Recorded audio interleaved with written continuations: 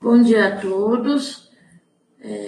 Só para uma questão de checagem, se vocês estiverem me ouvindo, me deem um ok aí na abinha do bate-papo, que é essa aba que fica abaixo das nossas imagens.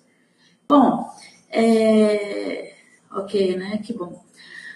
Hoje nós temos uma importante palestra para dar continuidade ao nosso ciclo de webconferências, que é promovido aqui pela Unidade de Telesaúde do Hospital Universitário, que está ligada à Gerência de Ensino e Pesquisa, e comumente nós temos de 2 a 4 webconferências por mês, e hoje a gente tem a enorme satisfação de contar com a presença do Dr. Fernando Costa, professor Dr. Fernando Costa, né, que ele é gastroenterologista pela Faculdade de Medicina da USP, é doutor em ciência da gastroenterologia, também pela Faculdade de Medicina da USP, e ele é professor adjunto aqui também da gastro aqui da UFAL, na nossa Universidade Federal de Alagoas. Bom, é uma grande satisfação contar com a sua presença, professor Dr. Fernando. Seja bem-vindo ao ciclo de webconferências aqui da nossa unidade de telesaúde. Nós vamos passar a palavra para que você já comece a fazer as suas exposições, e ao fim da exposição do Dr. Fernando, a gente abre para interação com o público e quem tiver alguma pergunta pode fazer diretamente assim que a fala dele terminar. As perguntas podem ser feitas aí na aba do bate-papo, que serão respondidas. Ok? Então, eu vou agora passar a palavra para você, doutor Fernando, e muito obrigada por sua participação. Muito obrigado, eu que agradeço o convite, e assim, é um imenso prazer participar aqui das webconferências aqui da UFAL, da Unidade de Telesaúde. Bom, então a gente vai falar sobre um assunto que é muito comum no nosso dia a dia, como vocês podem ver, que é a esteatose hepática. Né? Quem não tem um parente, um tio, ou até mesmo você que está escutando, tem doença hepática gordurosa não alcoólica. A gente sabe que a doença hepática, eu não tenho nenhum conflito de interesse, tá certo? A gente sabe que a doença hepática gordurosa não alcoólica, ela é um espectro de doença que varia da esteatose hepática à esteatohepatite não alcoólica, a presença de fibrose hepática, que fibrose, quando a gente fala em fibrose, a gente fala de cicatrização, né? Tem algum grau de cicatrização do fígado. E quando a gente tem uma cicatrização é porque teve uma inflamação, tá certo? E essa cicatrização pode ser tão grande que faz com que o fígado perca as suas funções, né? Ele fica um órgão duro, que não consiga mais exercer adequadamente suas funções vitais e caminha para o que a gente chama de cirrose. Né? A cirrose tem duas fases, tem a fase compensada e a descompensada, e a descompensada é quando o paciente tem água na barriga, que é a ascite, ou ele já vomitou sangue, por exemplo, teve uma hemorragia digestiva alta, ou ruptura de varizes do esôfago, ou ele tem encefalopatia hepática, ou ele tem a presença de carcinoma hepatocelular. Então, é mais ou menos essa sequência. Nem todos os pacientes seguem isso daqui de forma linear. Alguns pacientes passam dessa fase para algum grau de fibrose e daí para a presença de carcinoma hepatocelular. Tá? Bom, e por que a gente denomina como não alcoólica, né? Não alcoólica, ela vem do fato de que a esteatohepatite e a esteatohepatite não alcoólica, a alcoólica e a não alcoólica, elas têm a mesma característica histopatológica. Você não consegue diferenciar uma da outra, a não ser que você pergunte ao paciente se ele bebe ou não. Mas qual é o consumo de álcool necessário para você dizer que é uma esteatohepatite alcoólica do que não é uma alcoólica, né? Ou seja, a esteatohepatite não alcoólica é o objetivo do nosso estudo. Então, o paciente ele não pode beber, né? Convencionou-se pela Associação Americana de Estudo ao Fígado que os estudos clínicos com essa etiologia não alcoólica, os pacientes não podem beber, homens mais que 21 drinks por semana e mulheres mais que 14 drinks por semana. Isso dá 42 gramas por dia de álcool. para homem e 28 gramas por dia para mulher, tá certo? Entretanto, a Organização Mundial de Saúde, ela preconiza que se é que existe um nível seguro de etiologia alcoólica, né, que a gente possa beber álcool com consumo que a gente diz que é seguro, seria de 20 gramas por dia para homens e 10 gramas por dia para mulher. Entretanto, a gente tem que levar em consideração muito o paciente que a gente fala isso, porque quando o paciente ele não tem limites, se ele começa a beber e não consegue parar, jamais, em hipótese alguma, você pode dizer àquele paciente que ele pode beber.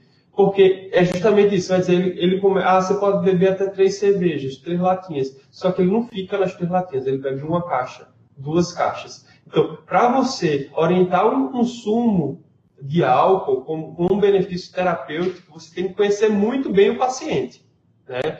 Se você não conhecer, não oriente. Porque a gente sabe que o álcool gera dependência e gera esses problemas, como cirrose, que todo mundo já conhece, né? Só um alerta. Bom, existem causas secundárias que levam a esteatohepatite não alcoólica. A principal causa primária que a gente avalia é a síndrome metabólica e é obesidade, diabetes, hipertensão e dislipidemia, pelos critérios de síndrome metabólica. Algumas causas secundárias levam à esteatose macrovesicular, como a hepatite C, a doença de Wilson, que é causada por um acúmulo de cobre no tecido, né, no corpo todo e no fígado, tá? A desnutrição, o uso de nutrição parenteral total de forma prolongada, a beta-lipoproteinemia e o uso de alguns remédios, como a amiodarona, metotrexato, tamoxifeno e corticoide, né? Para causar esteatose microvesicular, a gente tem a síndrome de Rey, o valproato e antirretrovirais. Então, não é incomum pacientes que têm HIV e usam antirretrovirais evoluírem com esteatose e esteatohepatite não alcoólica. A esteatose aguda da gravidez e a síndrome HELP, que são doenças que são localizadas somente durante o período gestacional, e erros inatos do metabolismo. Tá? Os fatores bem estabelecidos e associados à doença hepática gordurosa não alcoólica são obesidade, como eu já falei, né? Dislipidemia, diabetes, síndrome metabólica e síndrome de ovários policísticos. Entretanto, há algumas outras condições que estão associadas também à doença hepática gordurosa não alcoólica, como hipotireoidismo, apneia do sono, hipopituitarismo, hipogonadismo, ressecção pancreato-duodenal e psoríase. Bom, então como é que a gente define síndrome metabólica? A presença de 3 ou mais critérios dos abaixo, a gente define como síndrome metabólica. E a circunferência abdominal maior que 102 em homens e 88 em mulheres. A presença de hipertrigliceridemia com triglicérides maior que 150. O HDL baixo, menor que 40 em homens e menor que 50 em mulheres. Hipertensão, que é a sistólica maior que 130 ou diastólica maior que 85. E a glicemia de jejum maior que 110. O que se sabe é que, à medida que a prevalência da obesidade aumenta, há um aumento linear da prevalência da doença hepática gordurosa não alcoólica. Tá certo? E na maior parte das vezes, em 75% dos pacientes que têm doença hepática gordurosa não alcoólica, tem esteatose hepática apenas, não tem esteatohepatite. Tá?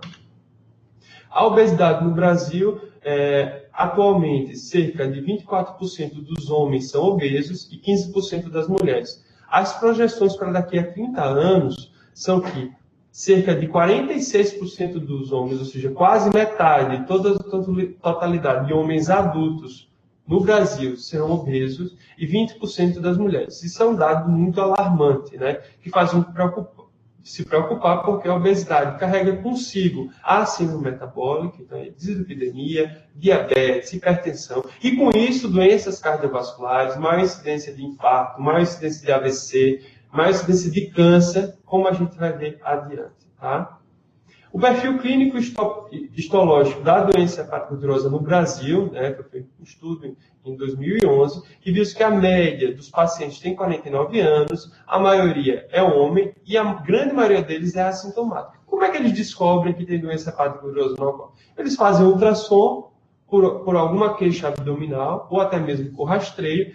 nesse ultrassom mostra esteatose. Ou eles fazem o exame de sangue, TGO, TGP ou ALT, AST, e aí mostra que tem esteatohepatite, né? Tem uma elevação de TGO e TGP, de AST e de ALT, e essa elevação ele começa a investigar, não acha nenhuma outra causa, e você fecha como uma doença hepática não alcoólica, provavelmente esteatohepatite não alcoólica, mas você precisa da biópsia para confirmar o diagnóstico, né? Quais são os fatores de risco nesse estudo, dessa coorte estudada? 66% dos pacientes eram dislipidêmicos, 44% eram obesos ou tinham sobrepeso, 41% tinham síndrome metabólica e 22% diabetes, né?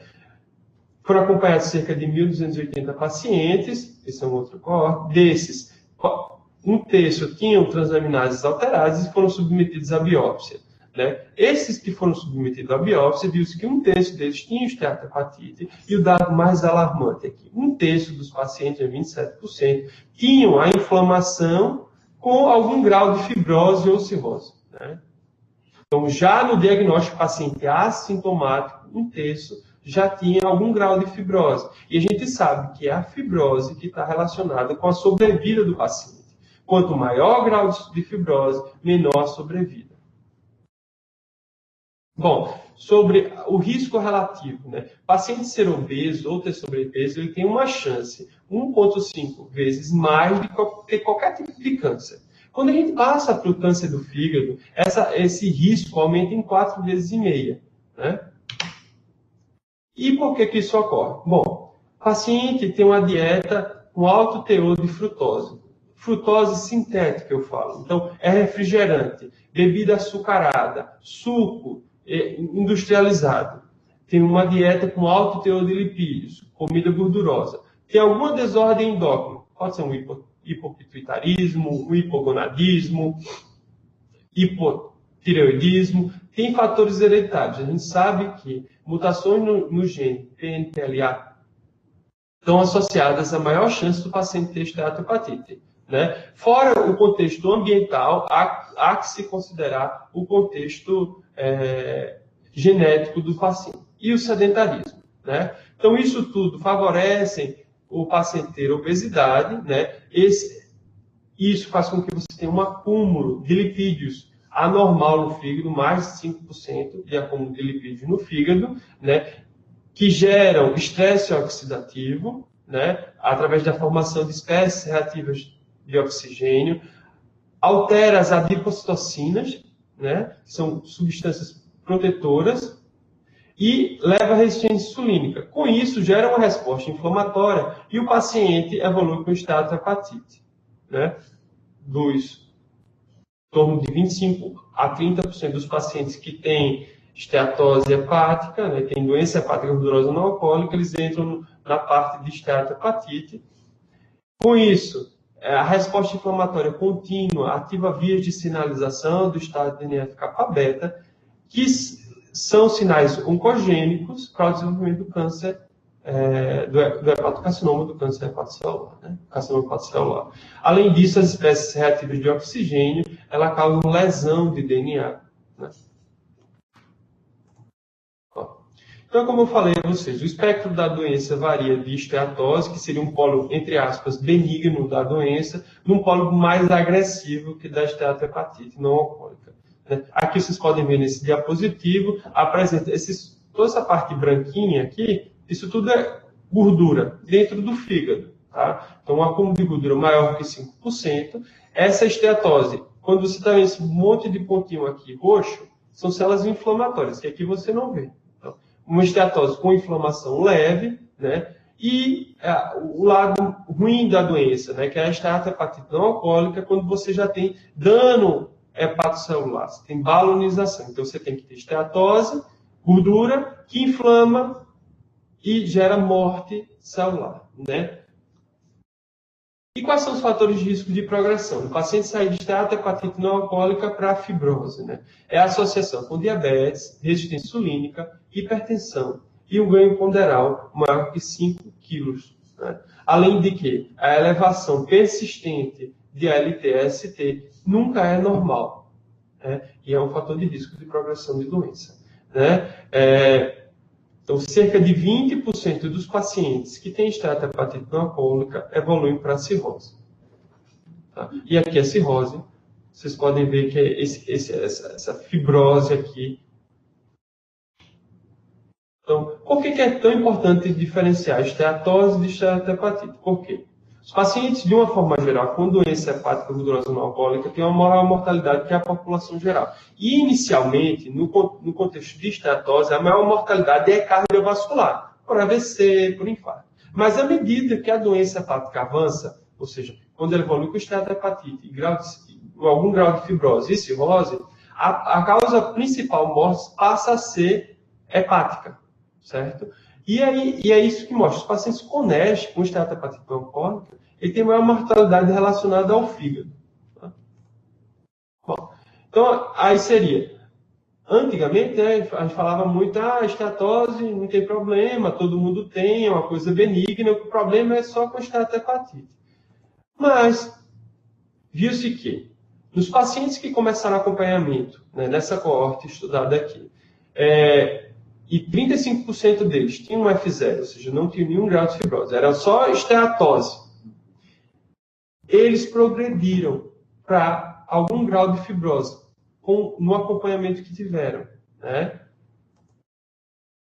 Nessa outra coorte, eles viram aqui 407 pacientes, 108 pacientes foram incluídos, né? Um quarto permaneceu, tinha esteatose leve ou com algum grau mínimo de inflamação lobular, acompanhado com uma mediana de 7 anos, e 44% desses 27%, por aumento de IMC, progrediram para a esteatohepatite não alcoólica. Ou seja, se você não diz àquele paciente que a esteatose é como se a esteatose fosse um sinal de alarme, olha, o seu corpo está com muito mais gordura do que ele, teoricamente, está habituado.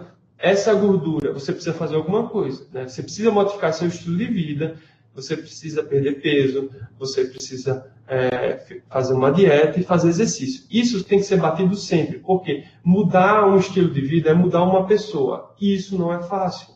Né? E não é fácil também para o paciente perder peso, porque ele está mudando toda a estrutura, que ele foi criado, e ele tem que rever a cabeça dele para mudar. Né? E aí, se o paciente não muda, ele continua ganhando peso. E aí, com esse ganho contínuo de peso, ele evolui para esteatohepatite não alcoólica. Então, assim, a gente não pode dizer que é uma besteira, que é uma coisa benigna, porque não é. Precisa ser acompanhado, tem um acompanhamento multiprofissional, inclui médico, enfermeiro, fisioterapeuta, educador físico, nutricionista, né, para poder fazer com que o paciente realmente mude, né? Psicólogo, psiquiatra, né? Porque muitas vezes a gente tem que associar algum tratamento, não é isso? Bom, e por que fazer a biópsia hepática na doença hepática gordurosa não alcoólica? Né? Porque, como eu disse no começo da aula, é impossível distinguir a esteatose da esteatohepatite apenas pela clínica ou laboratório imagem. O laboratório, quando você tem uma TGO e TGP alterada, você já pensa em esteatohepatite não alcoólica. Mas o fato dele vir normal não quer dizer que o paciente não tenha alteração no nível histológico. Certo?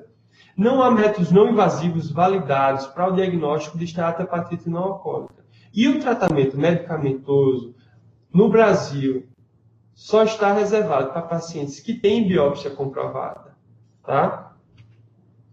E quando a gente faz biópsia hepática, quando é que nós médicos indicamos? Primeiro, o consenso brasileiro, aí vocês podem ver aqui que tem a bandeirinha do Brasil, e a bandeira dos Estados Unidos e a bandeirinha da União Europeia. Quando realizar biópsia, né? Então, eu estou falando os 3 principais consensos. No Brasil, se você tem a LTST alterada por mais de 3 meses, tá? Se você tem uma síndrome metabólica não controlada após modificação de estilo de vida por 6 meses, se o paciente tem doença hepática gordurosa não alcoólica, tem médio ou alto risco de esteatohepatite não alcoólica ou fibrose avançada por marcadores não invasivos, e aí a gente tem o NAFLD Fibrosis Score, a gente tem o FIB4, né? Se o paciente tem suspeita de esteatohepatite não alcoólica, mas você tem dúvida se ele tem alguma outra doença hepática associada, por exemplo, uma paciente jovem, aquela gordinha, tem alteração de enzimas, mas tem uma gama-globulina aumentada, tem um FAM positivo, um antimusculísio positivo, a gente já fica, será que esse paciente não tem hepatite autoimune associada?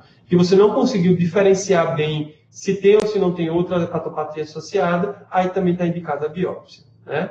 Então, aqui esse é um fragmento de biópsia, né? A biópsia idealmente deve ser feita com agulha Trucute, né? No mínimo 10 a 12 espaços porta. E espaço porta é isso daqui, né? Ela é composto com a tríade portal, em que você tem a veia porta, você tem a artéria hepática e você tem o ramo do ducto biliar.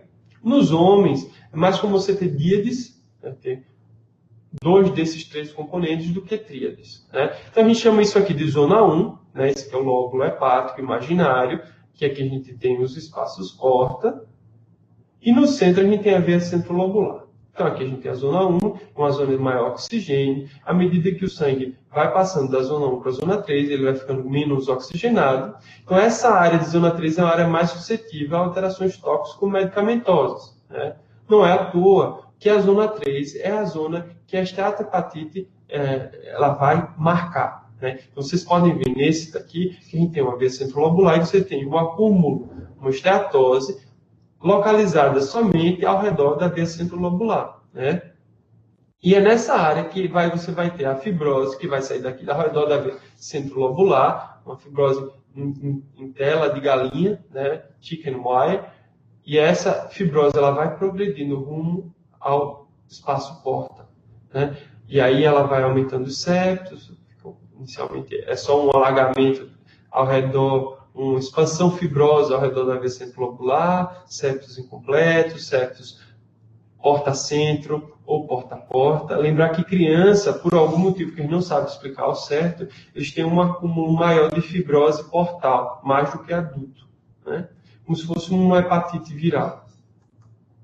Bom, e a gente tem duas classificações, né? A gente usa a classificação de Kleiner, que é a classificação que foi mais inicial, mais usada, em que a gente usa o NAS, que é o score de atividade, para dar o diagnóstico. E para a gente estadiar a presença de fibrose, a gente usa o estadiamento dividido em 1A, 1B, 1C, 2, 3 e 4. Isso é muito específico, né?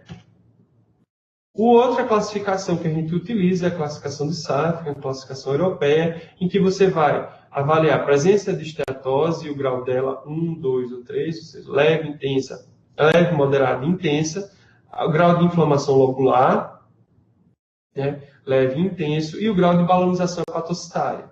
E aí você vai dar pontuações. Então, se o paciente, para testar a hepatite não alcoólica, ele tem que ter no mínimo uma pontuação de esteatose, ou seja, tem que ter gordura, tem que ter algum grau de inflamação e tem que ter algum grau de dano, né, hepatocelular.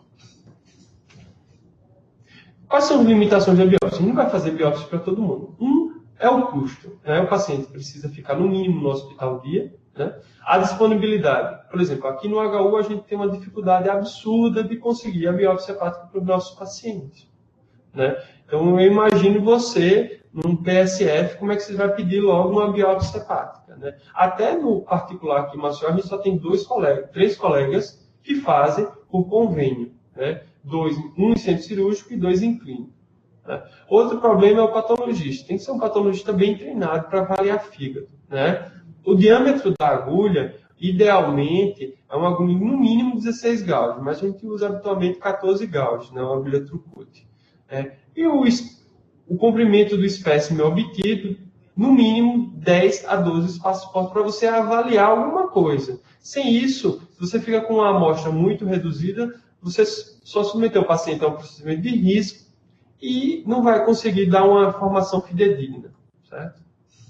Quais são os cuidados antes da biópsia hepática? Então, primeiro, saber em quem nunca pedir. Se o paciente não for cooperativo, então, o paciente tiver algum transtorno psiquiátrico e não quiser fazer o exame, você não vai pedir, né? Se ele tiver alguma coagulopatia grave, se ele tiver alguma infecção ao redor do leito hepático, até na pele, né? Ou se ele tiver uma obstrução biliar extrahepática não drenada.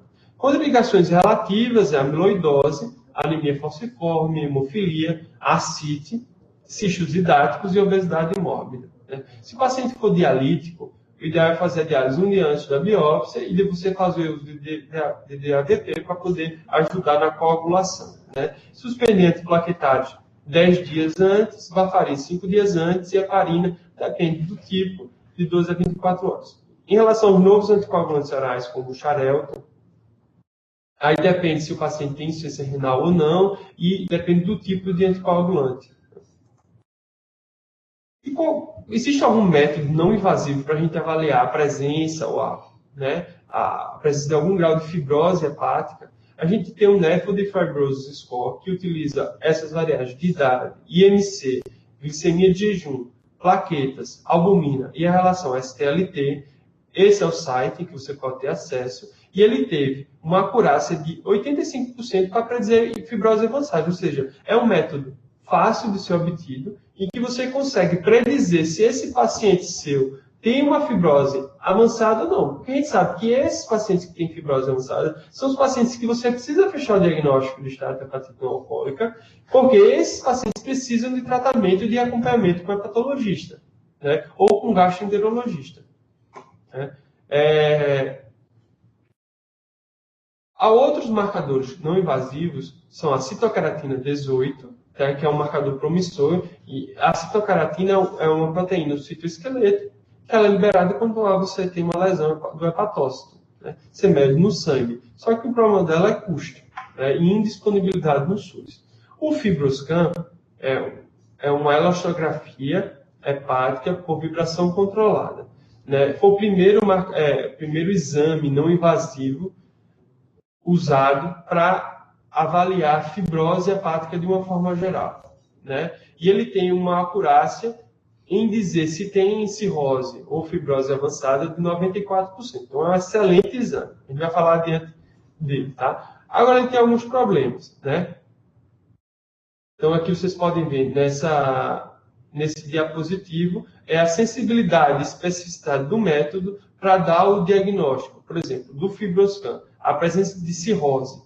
Você tem uma acurácia muito grande, mas quando você chega na zona cinzenta de F1, F2, essa sensibilidade e especificidade caem, tá certo? E aqui é o aparelho. Esse é o aparelho, que é a elastografia, o nome comercial é FibroScan, mas o nome científico é esse daqui que vocês estão vendo, né? Então você emite uma onda, essa onda ela vai gerar um valor em quilopascal, e esse valor você vai ter que fazer no mínimo 10 medidas, e essas medidas com a taxa de sucesso tem que ser maior que 60%, e um intervalo interquantil e sobre a mediana menor que 30%. Aí esses são os critérios de validação do exame. Esse foi um exame bem feito. Tá? E aí esse valor daqui diz que o fígado está duro ou se ele não está duro. Aí a gente coloca numa tabela, que depende da etiologia. Então, por exemplo, na doença hepática gordurosa não alcoólica, se você tem mais em torno de 10 quilopascais, você tem mais, o paciente tem cirrose. Se ele tem menor que 5, ele não tem cirrose. Certo? E também você consegue estimar o grau de esteatose daquele paciente. Não é tão fidedigno quanto o grau de fibrose, mas você consegue estimar, que é o CAP, né? Você vai avaliar leve, moderado e intenso. O método hoje que tem melhor acurácia para dar diagnóstico de fibrose hepática é a elastografia por ressonância, né? Então, vocês podem ver que o fígado, ele não tem a distribuição de cicatrização igualitária em todo o fígado, né? Então, aqui vocês podem ver, quanto maior, mais vermelhinho, mais fibrose tem. E mais roxinho, menos fibrose tem. Então, vocês podem ver que essas áreas daqui em vermelho são as áreas que têm mais fibrose. Então, se você faz uma biópsia dessa área daqui, você está subestimando o paciente. Você está dizendo que aquele... Então, até o nosso padrão ouro é questionável, certo? Mas isso ainda é pouco disponível.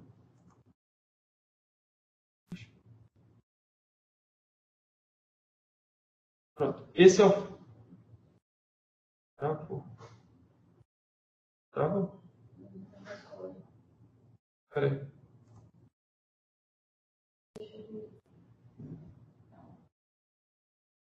Aí. Bom. Agora. Apareceu? Beleza. Tá me escutando? Todo mundo? Bom. Bom, então o paciente tem suspeita de doença hepática gordurosa não alcoólica. Aí você vai falar, ele tem ascite, você suspeita que tem insuficiência cardíaca congestiva, ou ele tem um aumento muito grande de ALT, se tiver isso, você tem que considerar inicialmente a biópsia para avaliar esse paciente. Por quê? A presença de uma dessas três altera o valor do FibroScan ou da elastografia de uma forma geral. Bom, o paciente não tem nada disso, mas ele tem um IMC maior que 35. Bom, aí você vai... Se ele tiver, o ideal seria a elastografia por ressonância. Por quê? Porque para você fazer com FibroScan, você não pode usar o probe M para fazer num paciente que é obeso grau 2. Você tem que usar o probe XL. E isso dá um custo maior. Para vocês terem ideia, o valor do FibroScan médio hoje, com um probe, é em torno de R$500 mil. Então, você tem que ter 2 probes. Isso aumenta muito o valor do aparelho, sabe? Então, não é toda a clínica que tem disponível. Porque se você fizer com probe M, esse resultado ele não é tão fidedigno, sabe? Bom, então o paciente tem menos que um IMC menor que 35, você consegue fazer com probe M, e aí você vai avaliar se os resultados foram de alto ou de baixo risco de fibrose avançada. Se os resultados forem de alto risco, então você vai insistir que esse paciente faça uma modificação de estilo de vida, e vai encaminhar um especialista. Por quê? Esse paciente tem risco de descompensação da doença hepática. Ele precisa ser avaliado com ultrassom para ver como é que está o fígado, se já tem carcinoma hepatocelular ou não. Tá? Se ele não tem fibrose avançada, você vai continuar insistindo em modificação do estilo de vida, mas você vai repetir os exames em torno de 1 ano. É isso que esse artigo sugere. Tá?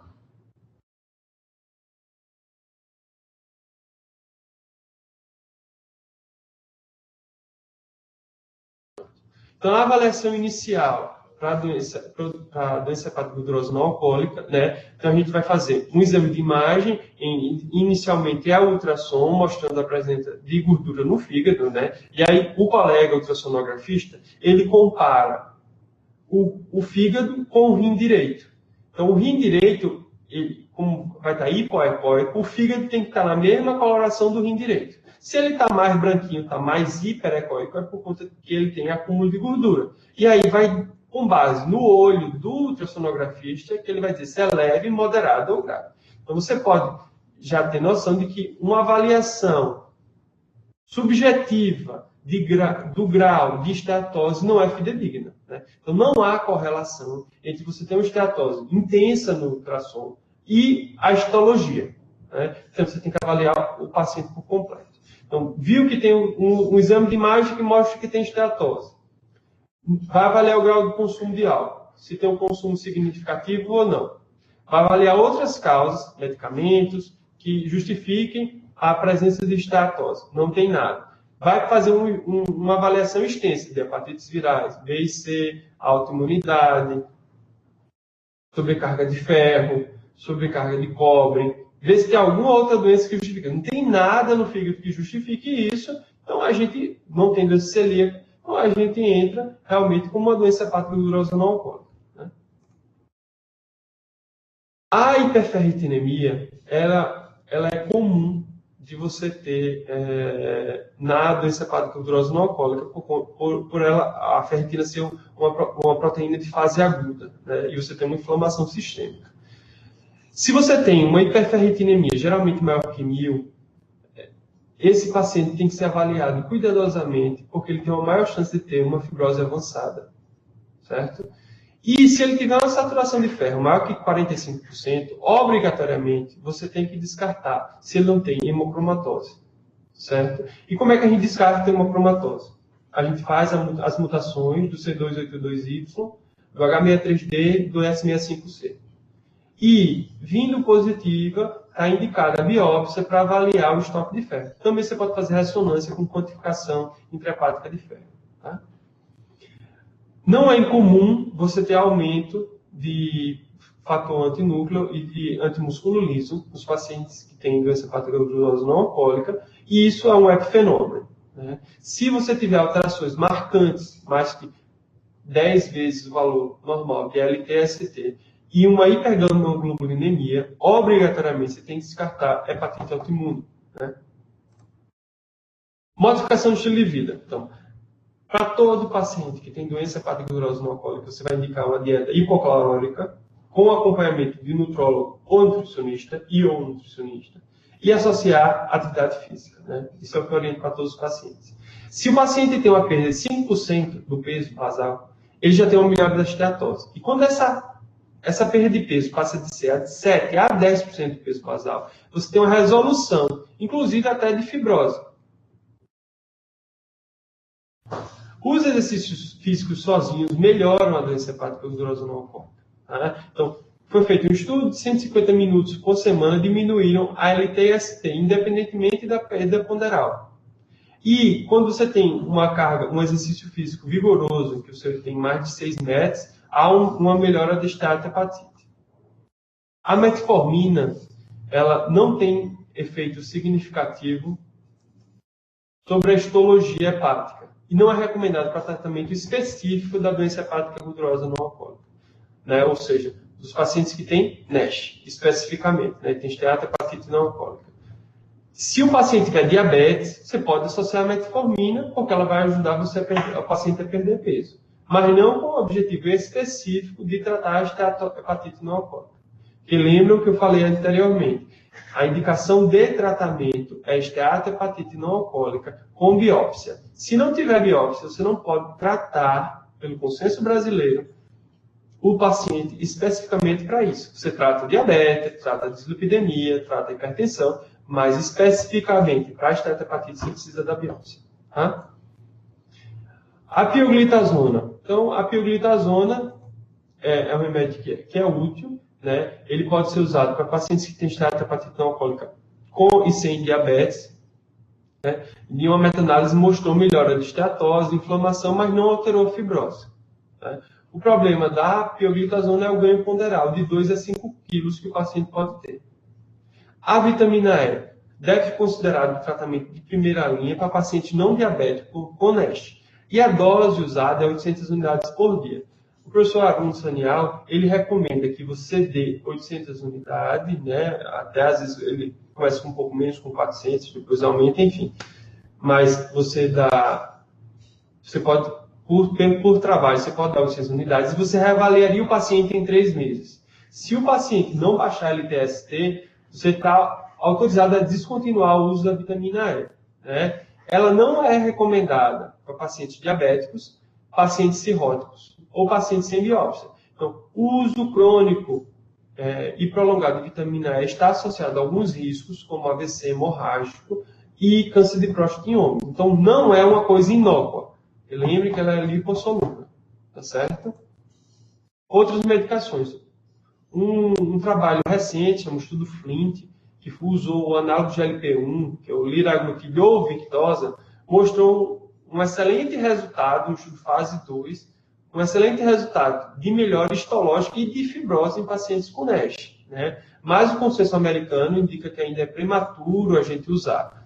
Você pode conversar com o doente, né, caso a caso, para usar, mas ainda são necessários mais estudos. Agora, se você quiser usar ele para tratar obesidade ou para tratar diabetes, né, aí fica a seu critério. O Sacol não é reconhecido para tratamento de doença hepática gordurosa não alcoólica e NASH. E o ômega 3 apenas se o paciente tiver hipertrigliceridemia. Mas com uma ação específica para NASH, não tem muito benefício. Tá? Outro tratamento que você pode fazer, aqui só voltando que eu não falei, tem alguns estudos em ratos que mostram que a losartana ela tem um componente antifibrogênico. Da mesma forma que os estudos em humanos que mostram que a estatina ajuda a compensar e a retardar um pouco a progressão da cirrose. Então, se os pacientes tiverem dislipidemia, você associa uma estatina. Né? Ser um pouco mais maleável na indicação de estatina. E se o paciente tiver hipertensão, você associar o losartana.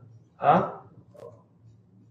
Cirurgia bariátrica, ela não é contraindicada para indivíduos que têm doença hepática gordurosa não alcoólica ou NASH sem cirrose. Né? Se o paciente tiver cirrose, você tem que conversar muito bem com o cirurgião bariátrico que for fazer, porque há risco de descompensação da doença durante um intraoperatório. O paciente tem que estar muito ciente disso. Né? Então, é caso a caso para você realmente indicar uma cirurgia bariátrica no paciente cirrótico. Se o paciente tem uma fibrose avançada, um F3, né, não tem cirrose, que é F4, você tem alguns colegas indicam um sleeve, né, uma gastroplastia vertical, que tem bons resultados, faz o paciente perder peso e não descompensa tanto a progressão da doença hepática. Tá? Mas ainda é cedo para dizer o tipo, a segurança e a eficácia da cirurgia bariátrica em obesos cirróticos por NASH. Então, é muito caso a caso, com a experiência do colega que está acompanhando, do gastro, do hepatologista e do cirurgião bariátrico. Tá?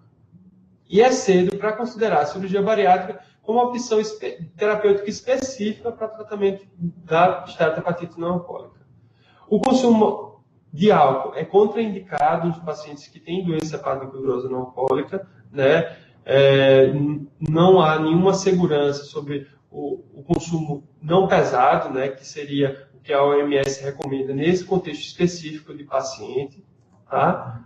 E isso aqui é um algoritmo para a gente concluir de tudo que a gente falou, né? Então, paciente, isso aqui é o algoritmo do consenso europeu. Se o paciente tem fatores de risco metabólico, tem síndrome metabólica, se faz um ultrassom e as enzimas do fígado. Né? Se ele tem esteatose no ultrassom, com enzimas normais, você avalia o Nephrology Fibrosis Score ou o FIB4, né? Que são os mais fáceis de você fazer, você consegue fazer com exame simples. Ele tem alto ou médio risco de fibrose hepática avançada, encaminhar para um gastropatologista para avaliação. Se ele for de baixo risco, você vai fazendo um acompanhamento a cada 2 anos com enzimas e ultrassom para ver como é que ele está. Tá? Se o paciente tem enzimas hepáticas alteradas, como precisa de uma avaliação de especialista, encaminhe-se para o especialista. Né? Se o paciente não tem esteatose, mas ele tem fator de risco e tem enzimas normais, tá? Você faz um acompanhamento a cada 3, 5 anos, porque aquela história de obeso saudável não existe. Tá certo? É isso, pessoal. Espero que vocês tenham gostado do nosso bate-papo. Né? Foi uma coisa bem resumida aqui para ajudar no manejo desses doenças que cada vez vão ficar mais comuns no nosso consultório. Estou aberto agora a perguntas. Podem fazer. Cadê? Onde é que eu vejo? Nessa linha, eu vou escrever ela aqui para mim. Mas é nessa linha de... Vitor. Minha médica disse que eu preciso fazer dieta e exercício, pois não tem nenhum medicamento para retirar gordura. Isso é verdade? Assim, o que a gente sempre bate no martelo é que precisa fazer dieta e exercício físico sempre, tá certo? Remédio para retirar gordura no fígado só vai ser retirado se você fizer uma biópsia do fígado e mostrar que você tem indicação de receber um tratamento específico para aquela doença, entendeu? E assim, tem que ser avaliado se você precisa mesmo dessa biópsia. Então, o ideal é, como eu falei, não é fácil mudar o estilo de vida. Você precisa modificar o seu pensamento, a sua relação com a comida e até o jeito que você encara a vida para você fazer dieta e exercício. Isso é fundamental. Você viu que se você perde 10% do valor do seu peso basal, você consegue melhorar e até curar a esteatohepatite não alcoólica, né? Que é a forma mais temida, que progride mais rápido para a cirrose. É isso? E remédio existe desde que você tenha indicação de tomar. Né? Não dá para você, sem fazer uma biópsia, sem dar o diagnóstico, se você tem esteatose, se você tem esteatohepatite, receitar um remédio. Tá? Então tem que conversar com sua médica, escutar o que ela está falando, que não é fácil, para modificar seu estilo de vida e reavaliar. Tá certo? E se você for obeso, procurar um endocrinologista ou um nutrólogo, né, para poder fazer com que ajude você a perder peso. Quer algum outro? Acha que o uso de inflamatórios pode... Não pode causar isso. A esteatohepatite não alcoólica, ela não tem relação com o uso de anti-inflamatórios e nem com a chikungunya. Né? A gente sabe que a chikungunya pode dar uma alteração aguda no fígado, mas a alteração crônica, a hepatopatia crônica, que é aquela doença do fígado com mais de 6 meses, não altera o fígado, certo? Se você já teve chikungunya e tem enzimas do fígado alteradas, você tem que procurar um médico, um gastroenterólogo, para poder ser avaliado por qual motivo dessa alteração de enzimas do fígado. tá? Que não é habitual. E os anti-inflamatórios, eles causam uma lesão direta no fígado. Então, anti-inflamatório tem que ser usado por prescrição médica de 3 a 5 dias, né? Em casos raros, uso crônico. Mas sempre com o médico acompanhando, porque além da lesão hepática, da lesão gástrica e da lesão renal. Mais algum? Não existe lipoaspiração para o fígado, Rosa. Nenhum tipo. Existe modificar estilo de vida, dieta e exercício, que todo mundo sabe que precisa ser feito, mas precisa ter uma força de vontade, persistência para modificar. Qual outra? Qual foi?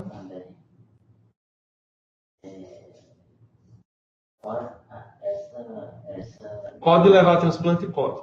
A doença hepática gordurosa não alcoólica, na forma de esteatohepatite, evoluindo para fibrose e cirrose, ela culmina com o transplante hepático, né? Porque o paciente, o fígado não funciona, né? Isso ao longo de 20, 30 anos de doença. Não é uma coisa agora, né? É uma doença lenta e progressiva, que não, se não for tratada, pode evoluir sim para o transplante.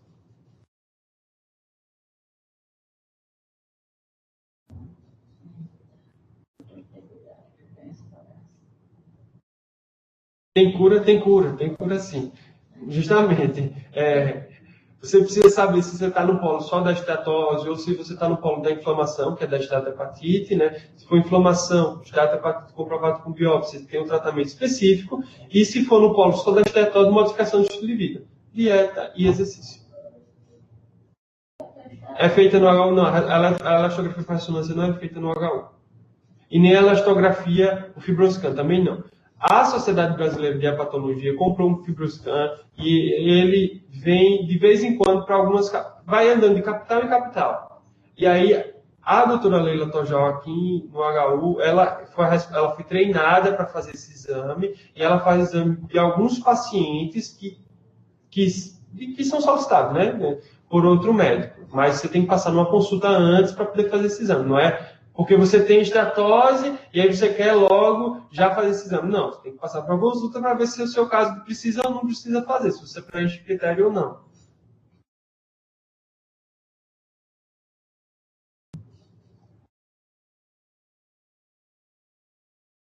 E aí, gostaram da aula? Meu feedback? Foi muito específica, não foi? Excelente. Vou só fazer mais uma pergunta. Tá certo. A esteatose moderada por vírus C já negativado é muito o quê? Preocupante? Bom, o que acontece? O vírus C, a gente sabe que o vírus C, o genótipo 3, ele está muito associado à presença de esteatohepatite, né, e de esteatose, de uma forma de doença hepatogenosa não alcoólica. Se você negativou o vírus C, você tem que avaliar qual era o grau de lesão que esse vírus já deixou no seu fígado, certo? Então, de acordo com o grau de lesão do seu fígado, você tem uma maior ou menor chance de progredir mais rápido para a cirrose. Porque se você já tem um fígado doente, não é um fígado normal, e aí você curou o vírus, tá? Mas aí você engordou, ficou diabético, hipertenso, com colesterol alto, você está levando um outro dano àquele fígado que já é doente. Então você está causando um outro problema no fígado que já não é saudável. E aí você precisa ser acompanhado com o médico, sim, e precisa acompanhar direitinho, porque você é um paciente, se você teve essas duas coisas, que tem o maior risco de evoluir para a cirrose. Então precisa ver direitinho como é que está o seu estadiamento da fibrose. Sua fibrose é 0, 1, 2, 3 ou 4, se não tem alteração de enzimas do fígado. E mais uma vez eu reforço, você que tem essas duas doenças, mais do que nunca precisa mudar seu estilo de vida.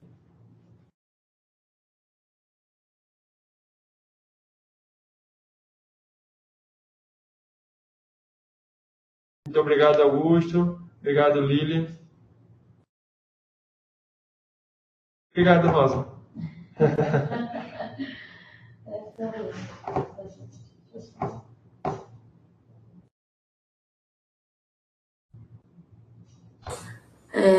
Fernando, muitíssimo obrigada pelos esclarecimentos, pela pela sua excelente palestra, realmente muito elucidativa e que, com certeza, tem uma contribuição muito grande para a população em geral, porque, como você colocou, já existem estimativas que nos preocupam muito e terão um impacto direto nessa questão mesmo, desse tipo de doença. Então, muitíssimo obrigada pela sua fala, pela sua apresentação. E certamente eu sou uma das pessoas que vou tentar de novo para ouvir de novo aquilo que você colocou, porque a mim, em particular, enquanto paciente, me preocupa e meu assessor também, que está aí no live, né, que é o Vitor. Não, o Vitor que tem que malhar e ir para a academia muito para poder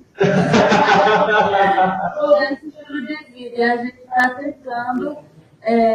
a gente está tentando ver o que faz da vida com relação a isso. Então, eu vou tentar mudar também. E a galera, se quiser recomendações médicas. Muito, muito, muito, muito obrigada, Fernando. Eu te deixo para as considerações finais que você quiser fazer. Excelente. Eu só agradeço a todos aqui por terem escutado, tirado dúvidas, né? E é isso. Estou à disposição que precisar. Estou aqui no HU. Podem me procurar. Viu? Um abraço. Obrigada. Mas...